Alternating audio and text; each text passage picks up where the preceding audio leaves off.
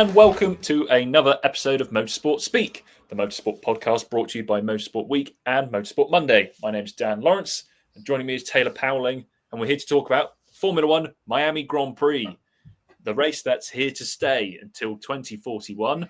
And we had quite an eventful Miami Grand Prix weekend, which meant that giant contract extension wasn't all doom and gloom. A sprint weekend, the first of 3 races in the Americas, the United States of America, rather. And a McLaren domination, I guess we can say. 1-2 in sprint and GP. Norris leading the sprint. Piastri leading the Grand Prix to extend his lead in the drivers' standings. And all sorts of shenanigans going on behind them. It was a pretty good weekend. Taylor, you were on the ground in Miami. How are you, and did you enjoy the action in Florida? Hi, Dan. I'm good, thank you. It was very humid, even with the rain, which definitely spiced the sprint race up. I said to someone when we were out there that I think the sprint race this year had more action in it alone than all the other Miami Grand Prix put together. It was that exciting and chaotic with pit stops, which you don't usually see in a truncated race like that. The main Grand Prix wasn't a thriller. I mean, it was a bit mundane from the middle onwards once the McLarens passed Verstappen, but there was still enough talking points, especially with the 2 Ferraris bickering over P7 and P8. Yes, definitely.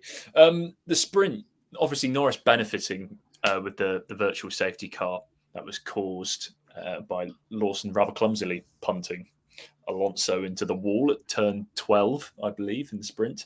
But that was a sprint race that Piastri really had control of, wasn't it? After that turn 1, lap 1 scuffle with Antonelli. So Norris got, I think this was a weekend we saw Norris back to sort of form, wasn't it, really? Because he didn't have his sort of woes in qualifying.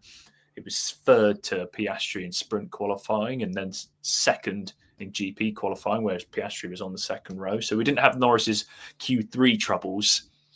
And then arguably there was a race there to be won, wasn't there, for Norris in the McLaren, in the Grand Prix itself. But the duel with pole sitter Max Verstappen on pole in the Red Bull, again, doing crazy things, the Dutchman, after welcoming his baby girl, which didn't slow him down, which he took some sort of, didn't he? He had a bit of a funny thing with that, didn't he? Being told whether he slowed down as a father, he thought that was stupid. It didn't slow him down. He was quite feisty, wasn't he? Verstappen on lap 1 in the Grand Prix, and that sort of cost Norris the win. Going deep into turn 1, Norris thought he had an opportunity into turn 2. Another slight little snap of oversteer for Verstappen. Maybe elbows out, maybe a bit too wide in turn 2, and then Norris going to the runoff and losing 4 places, wasn't it? And that gave Piastri the opportunity to be the lead McLaren and dispatch Verstappen in a few laps in the first sort of phase of the race. Norris taking a bit longer to get past Verstappen, and that really ended up proving costly, didn't it? And it kind of nullified there being any chance of a McLaren battle as well.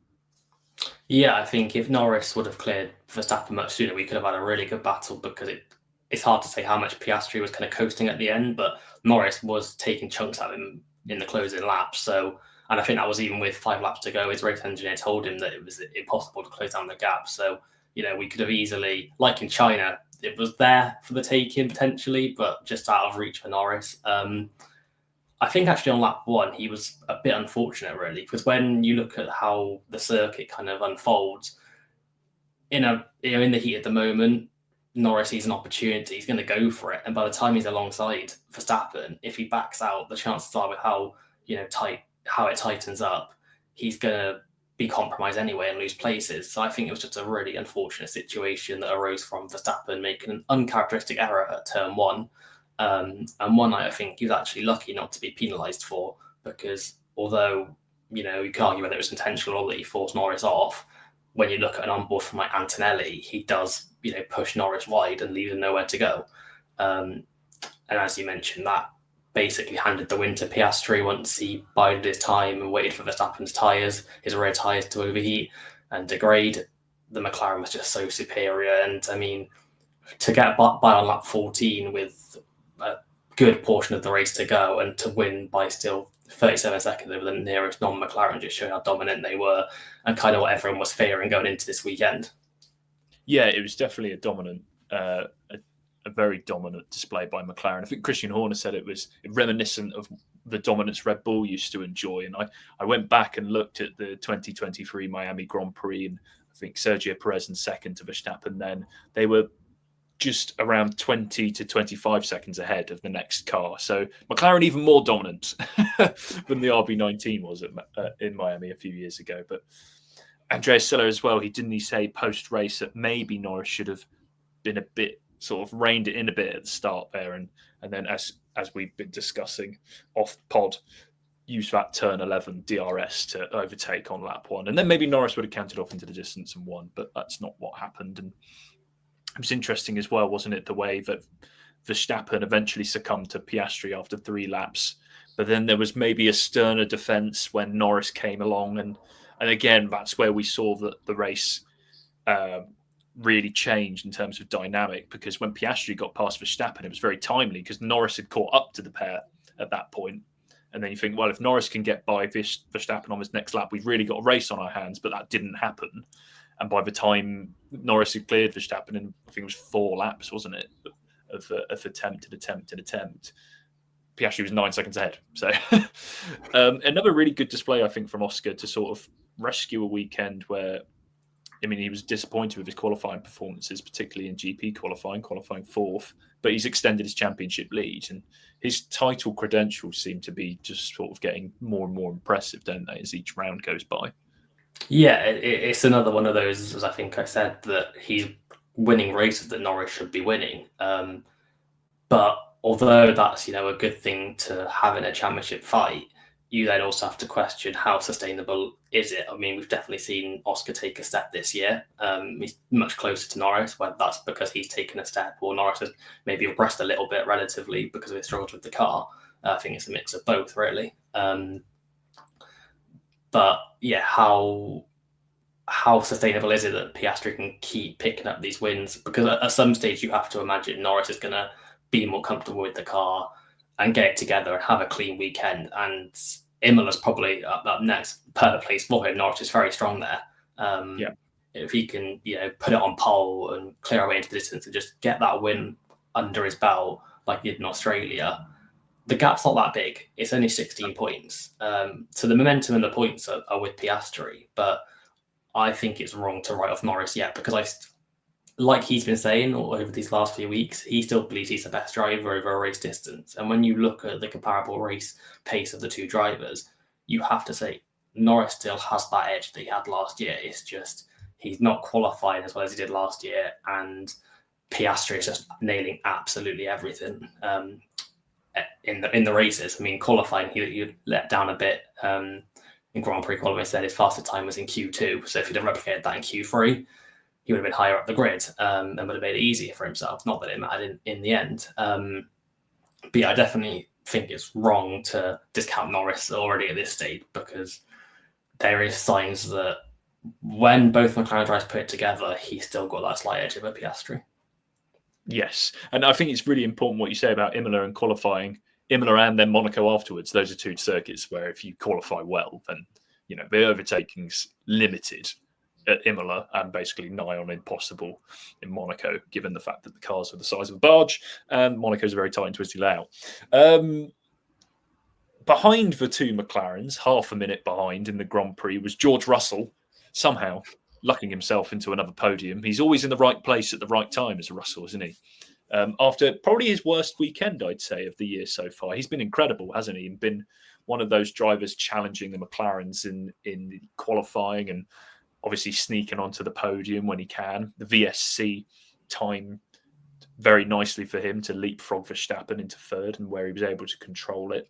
But the more interesting thing I thought for Mercedes this weekend was Kimi Antonelli's pace, especially in qualifying, where George has had the measure of him. We know Antonelli's had all this raw speed, and he was able to harness it all at Miami, a track he's never been to take sprint pole, which I think nobody really saw coming until those sprint qualifying sessions started gearing up, and we saw the Mercedes was really quick.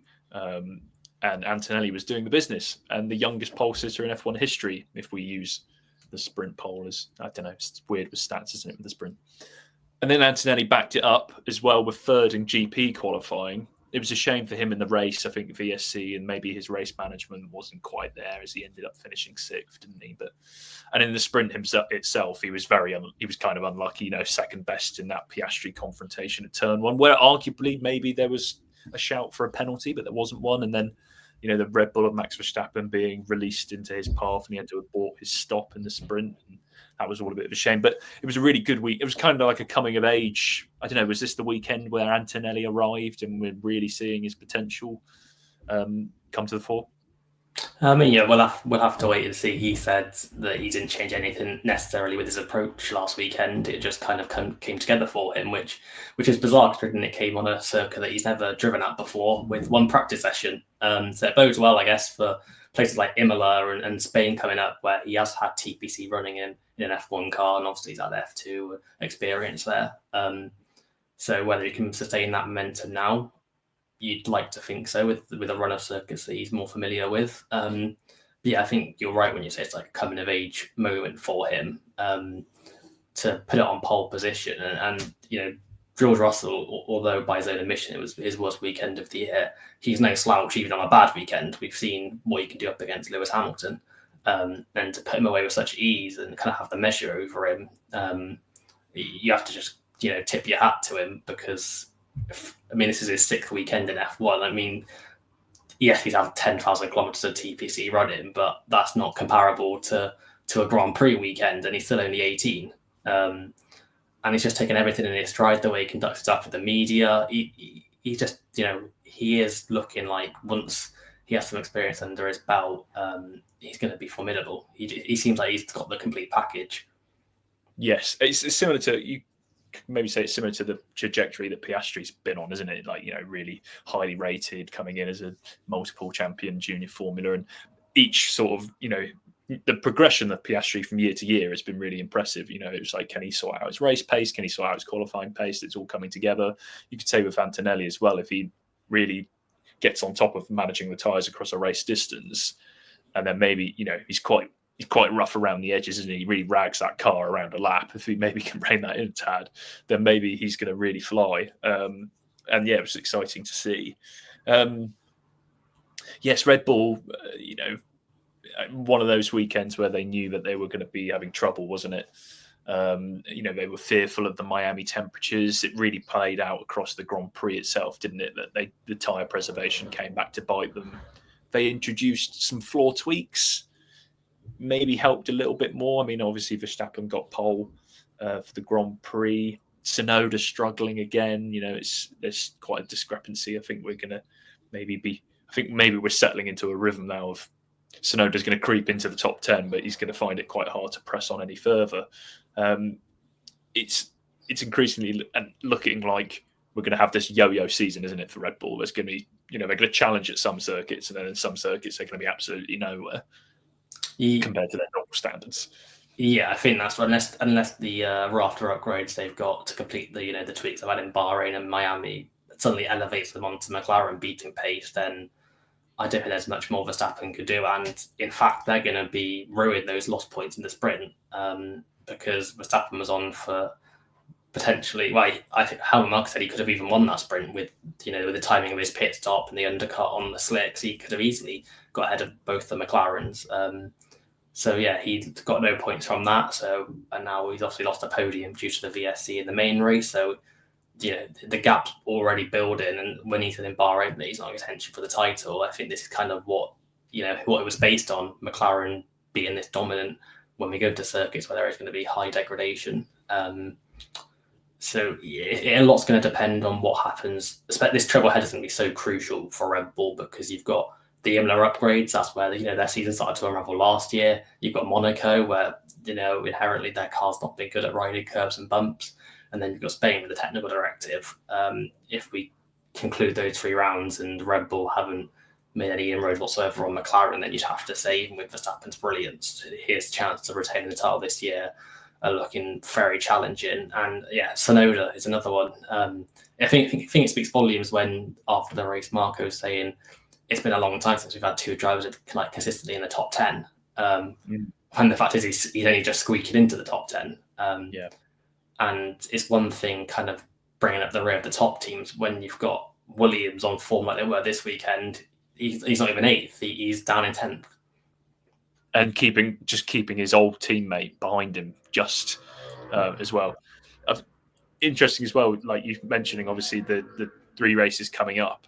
If we look at last year, I mean, McLaren really got ahead of steam, didn't they, when we headed to Europe? And so, I mean, they're not going to slow down in Europe.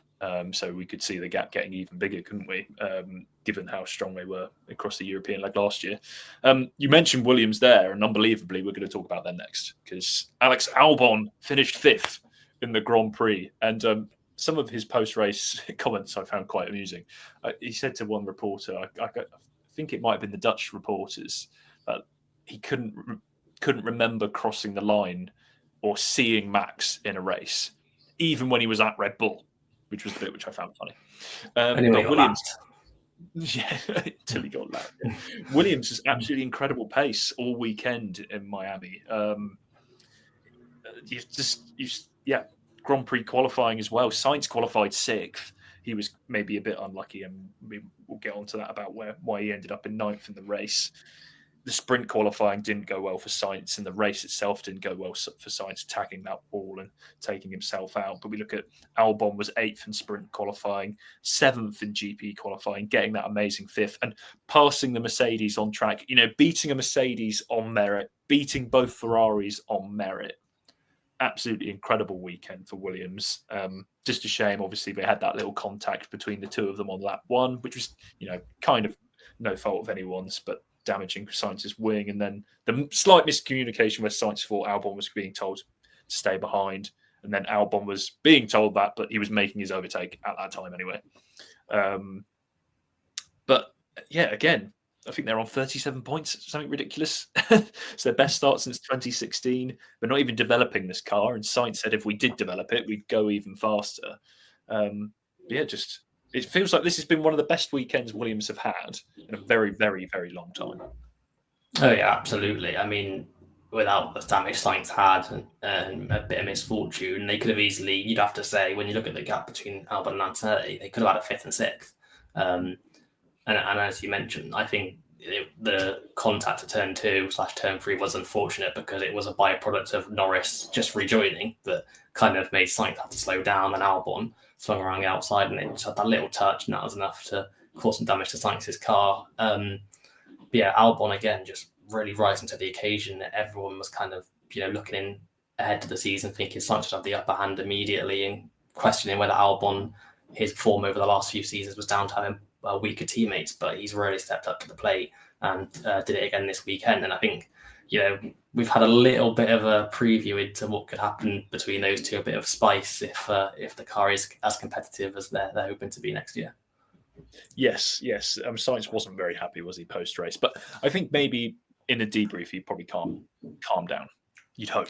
Hopefully they go to Imola and they're best of friends again, and they're doing that. I mean, they need to host a podcast together, so they can't be too angry at each other for too long. And as you say, Albon rising to the challenge, absolutely incredible, his form so far this year. But also, I think Sainz is going about acclimatizing to his new team in the right way. You can see each weekend he's getting a little bit better, and the sprint segment of Miami wasn't good, but then he had the pace in Grand Prix qualifying, and I think he's only going to get. You can see with Sainz that he's going to get to the level that the car demands, and this isn't his first rodeo. He's changed his teams quite a lot. We mentioned they were ahead of the Ferraris, and they were basically quicker than the Ferraris all weekend. So that puts Ferrari as when we've talked about McLaren, we've talked about Mercedes, we've talked about Red Bull, we've talked about Williams. Ferrari, the 5th fastest team. Could we say that? I think that's fair in Miami. Which is really not where they want to be, is it? And I guess the main narrative of that. I mean, we had Lewis Hamilton lucking into a podium. We know with he made that early call to switch to soft tyres, didn't he, in the sprint as the track dried out, and that got him 3rd in the sprint. So reason to be cheerful there, but the pace being nowhere in the Grand Prix. Hamilton out in Q2 for the qualifying, and then the driver swap saga that characterised the end of their race, and sarcastic radio messages and miscommunication perhaps, or is it just FOM just dramatising it all and annoying Fred Vasseur? But not the headlines that Ferrari really wants, is it, at this moment in the season? No, it kind of just compounded a miserable weekend. I think it was even a lower weekend than the double disqualification in China, just because the pace wasn't there no matter what they did. I mean, we've seen usually one lap, they're not that strong with the SF25, but at least in the race, they're able to come through. But even on Sunday, like Leclerc was making no inroads in the early stages. He only got ahead of Sainz because of that VSC, which put him right behind and was able to overtake. And Leclerc was actually saying post race that he is dreading Monaco this year just because of, Miami really exposed their weakness in slow speed and traction, which bizarrely was a strength of their car last year. That's one of the reasons why they were able to dominate in Monaco and places like Baku when Leclerc got pole. They were so good on traction and so good in slow speed. Yeah, that's just completely vanished with this car, and it doesn't really have any redeeming qualities. And I mean, the upgrades they got planned, I don't think that'll be enough to propel them even close to McLaren. So I think Ferrari, once those upgrades come through and it hasn't delivered, the step they need to get back in title contention, they should invest all focus in 2026. Yes, and probably on the power unit, because if the power unit doesn't work, then the Tifosi are in for a few more years of pain. It's remarkable, isn't it? Really, that it's like 2023 all over again. Ferrari challenging or being the closest challenger in 2022. Then they took a backward step in 2023, went forwards again in 2024 to be the closest challenger by the end of the season. Then we all thought they were going to do it this year, but they've gone backwards again. And my McLaren 2013 analysis I made a few pods back is looking quite on the money. So I'll pat myself on the back for that one. Yes, the midfield. I mean, let's rattle through this because obviously there's been some changes to a certain midfield team, but Racing Bulls on the periphery, weren't they, the whole weekend? Isaac Hadjar leading the charge again. Lawson making that clumsy mistake to punt Alonso out of the sprint, and then obviously the Grand Prix itself, he was unfortunate to be tagged by Jack Doohan, who we're going to get on to. That kind of ruined Lawson's race, but again, still on the back foot, isn't he, really, compared to Hadjar? It's getting closer, but not quite what he needs. But Hadjar is the revelation of the season, if you ask Helmut Marko, so that's maybe why Lawson's got quite a stern task on his hands there. Haas, not the best weekend for them. Obviously, Esteban Ocon doing some absolute heroics in Grand Prix qualifying to get into Q3, but not really the circuit for them. Aston Martin, I think we could say it's pretty much an awful week. Probably rock bottom for them, wasn't it? I mean, Lance Stroll got those sprint points, didn't he? He ended up fifth, but you saw that, both out in Q1. They were the last two cars on the road in the Grand Prix, and the footage of them getting out of their car and Parc Ferme, dejected. It was like a pat on the back for each other, and it's like, at least we've got each other. That seemed what Lance Stroll and Fernando Alonso were looking like at the end of the race. So worrying times for them, maybe not, because obviously they've basically written off 2025, haven't they? And they want to focus on next year. Sauber, Hulkenberg, obviously in the sprint qualifying, punching above the team's weight, but things coming back to I guess normality for them in the Grand Prix. But Alpine, should we talk about Alpine? Stuff has happened in the last 24 hours when we're recording the pod. Oliver Oakes has resigned, and then Jack Doohan has been demoted back to reserve driver in favour of Franco Colapinto. Let's discuss. Give me your verdict. I mean, you can give me your verdict on any of those midfield teams, but obviously, but Alpine as well. Yeah, so we're saying a lot's gone on at Alpine, is putting it quite mildly over the last 24 hours. I mean, we were expecting the one announcement, the second one a bit more out of the blue. It could appear from the outside that two are interconnected. Alpine have dismissed that. Who knows where the truth actually lies in between. But on the driver front, since the start of the season, since Alpine got their hands on Colapinto, it was inevitable. It was a matter of when, not if, he was going to be in that car. It appeared like, through all the rumours, that Doohan had a contract until after Miami. It seemed like they were going to give him more time because there have been genuine flashes of speed. I mean, he's been closer to Gasly than I think many expected. He out-qualified him in Miami. But then I think actually last week he kind of characterised what his stint with Alpine this season's been like. He's had flashes of speed, and it's been undermined by accidents. Like, I don't think he did enough any favours with that crash in that free practice in Suzuka. I think that was probably a notable moment where there were going to be question marks made against his name. And then turn one, I mean, it was one of those 50-50 things, typical turn one accident. But when you're in a position of like Doohan is, it's not something you want to get caught up in. Will it be a grave loss from the grid? No. I don't think his ceiling was particularly high. But did he deserve more time? Probably yes. I think it's a bit harsh to drop him after 6 races. But then again, Alpine are restructuring for the future, as Flavio Briatore said. They're looking ahead, trying to mould that out for 2026. And if Colapinto turns out to be every bit as good a driver as people think he is, with how what he did against Albon. I mean, we're looking at I know Sainz is still adapting to the team, but when you look at how Sainz is getting on against Albon, and then you compare it to Colapinto against Albon last year, Colapinto has definitely got all the hallmarks of a top talent. And if he can replicate that alongside Gasly, and he goes on to establish himself as the long-term incumbent to that seat, Doohan being harshly dropped 6 races in will be quickly forgotten. I guess like it has been with Lawson and Tsunoda, although Tsunoda hasn't exactly set the world alight, he's at least been getting into Q3 and bringing in occasional points, and his technical feedback by all accounts has been aligned with Max and very helpful for the team. So it's going to be one of those ones where at the time it's going to be deemed harsh and ruthless and criticised, but longer term it could work out. But it will rest on what Colapinto can do now. Yes, I mean, I think we know they're levelling up with Colapinto. I agree with you. Maybe it does feel like it's a bit too soon, or maybe it's a bit unfair. Maybe Doohan should have been given this next triple header, but again, like we say, flashes of brilliance, and then out-qualified Gasly for the first time, and he's not been able to capitalise on that. He made a mistake. He crashed out at turn 1. He crashed on the first lap in Australia, albeit in tricky conditions. There was the penalties in Shanghai that affected his result.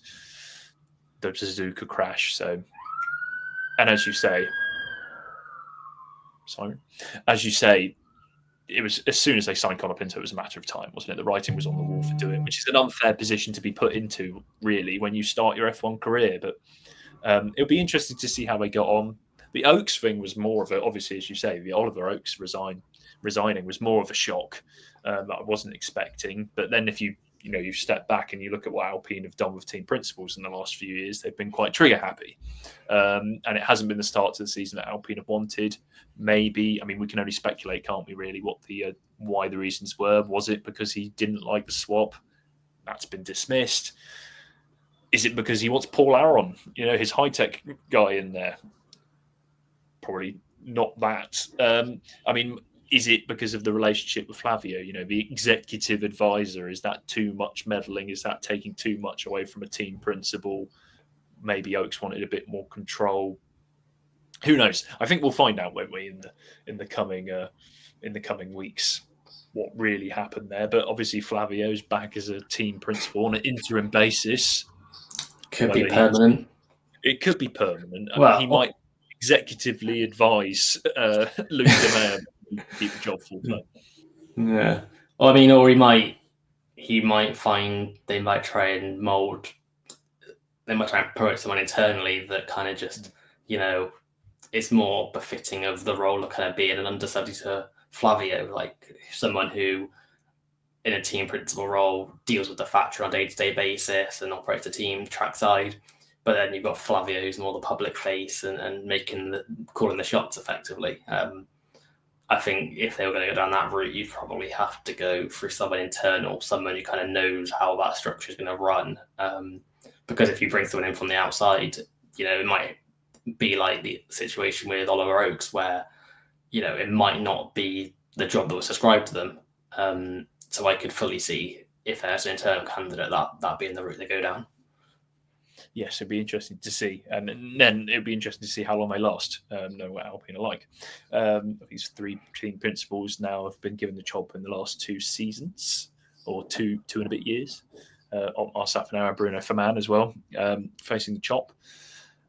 We also seen more news, and this is concerning the wider F1 and motorsport ecosystem, and the case of the FIA presidency, which has been obviously an interesting topic the last sort of few years. Mohammed Ben Sulayem's tenure as the president of the FIA has been sort of met with controversy, criticism, debate, conflicting interests. His sort of hot opposition with the F1 drivers and the GPDA. He's up for re-election in December, but it looks like he may have a challenger, none other than Carlos Sainz Sr, El Matador. Were you surprised to see that news emerge? And what do you make of it? Yeah, I mean, that, again, throwing the cat amongst the pigeons, I think we can call that one. Definitely wasn't expecting that. But you have to say, if he went for it, you don't think he'd be short of support, with his stature in the world of motorsport, coupled with, the turmoil that's been going on under Ben Sulayem's leadership. It would definitely be an interesting one. I think you'd have to say Ben Sulayem's still a favourite to be re-elected. But I think it would be good to, see opposition proposed, and especially someone, as I said, with Carlos Sainz Sr. stature. Exactly. And I think it's a case of you only get 2 terms, don't you? So maybe Sainz could, maybe this could be his trial run. But I think I would like to see it. I mean, obviously he's a legend of motorsport, isn't he, Sainz Sr, and I guess him being embedded in the F1 paddock through his son, and I think the mutual respect between the Sainz family, the other drivers, the teams, you could see those tensions that exist now obviously cooling off. But I think you're right. I think Ben Sulayem might stick around for a little bit longer as FIA president. But at least we know exactly what Sainz Jr. is going to be asked about in Imola. It's all going to be about his dad. And we know what Alpine are going to be asked about as well, don't we? The Alpine drivers. Yeah. So it makes the media duties for them, I guess, easier to plan for. It's an interesting point. Looking ahead to Imola, I guess we can probably safely say it's going to be a McLaren favourite again. Where would you put your money? Are you putting your money on Norris maybe getting the job done? Or is it going to be, another Piastri win, which would be 4 on the bounce if he manages? Yes. It'd be stupid not to put McLaren down as the favourites at Imola. It's just a case of which one. Verstappen did allude to post-race there might be some circuits like Suzuka where if he can capitalise on McLaren not being strong over a single lap and the grip being a bit tighter and put it on pole and then just keep them at bay. Imola's one of those circuits where it could happen. But it also depends on how the Red Bull fared around Imola, because last year they did struggle comparatively to where the car was at the start of the season. I put my money on Norris purely because I do think he is making strides in the right direction with that car. He's got a good track record around Imola, but also Piastri has as well. Last year he qualified second before a grid penalty, so it's going to be very nip and tuck between them. And there's going to be 2 decisive points. One's going to be qualifying, who qualifies ahead, and then one's that long run down to turn 1. Whoever comes on top at the end of that is going to be in a commanding position. And for Norris, I think it is now reaching the stage where, although a 16-point gap in the grand scheme of things isn't that vast and there's still plenty of rounds to go, he needs to, get one on the board. He needs to get back to winning ways and just stop. He says he doesn't believe in momentum, but there is no doubt that, outside, externally, there is talk of momentum, and he needs to stem that sooner rather than later.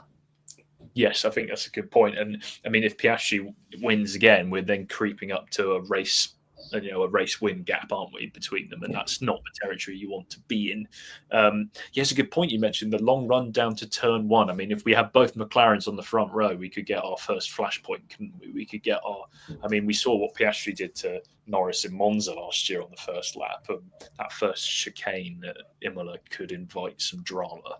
So fingers crossed we have some spicy action between the 2 power cars. Good place to end, I think, as we await Formula 1 to return in just under a fortnight's time. Thank you, Taylor, for joining me on the pod, and thank you, listeners and watchers, for joining us. Make sure you like and subscribe, share, consume the content. Make sure you stay up to date with us on Motorsport Week and Motorsport Monday, and on socials at Motorsport Week on X, Instagram, Facebook, YouTube, TikTok, you name it. Find us on Instagram. I think that's one as well. But for now, from us, goodbye.